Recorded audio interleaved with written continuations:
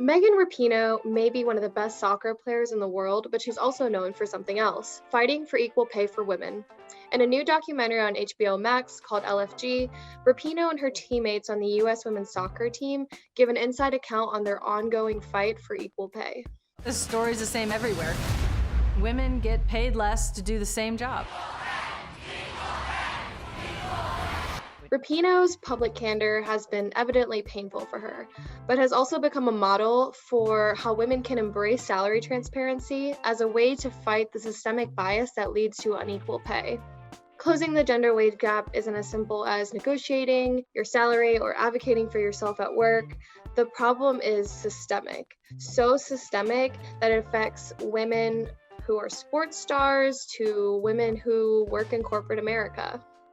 Tori Dunlap, founder of a financial education business, Her First 100K, explains this. It really, unfortunately, is this larger problem that has to start with systemic change.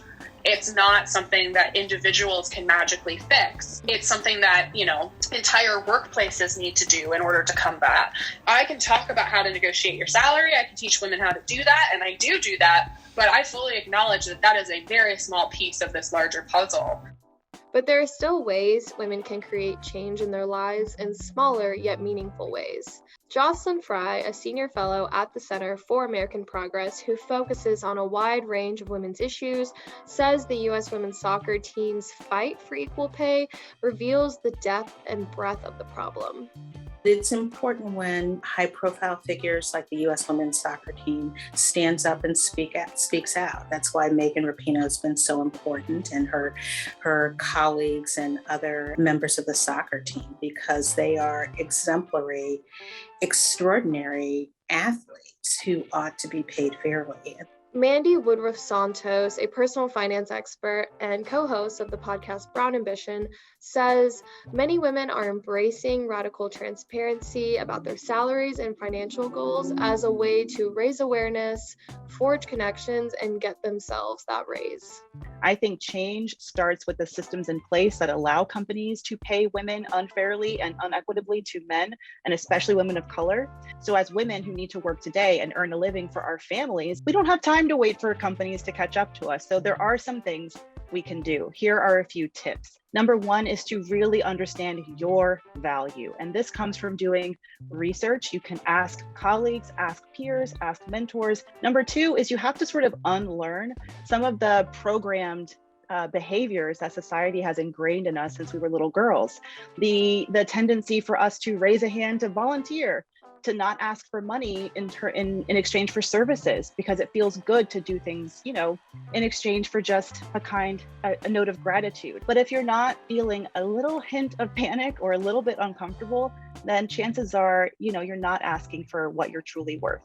Many people might not even be aware of the disparity in salary between men and women. Janice Torres Rodriguez, a nationally acclaimed Latina money expert and entrepreneur, says one of the best things you can do to help advocate for equal pay is be transparent with your salary among your peers and personal network.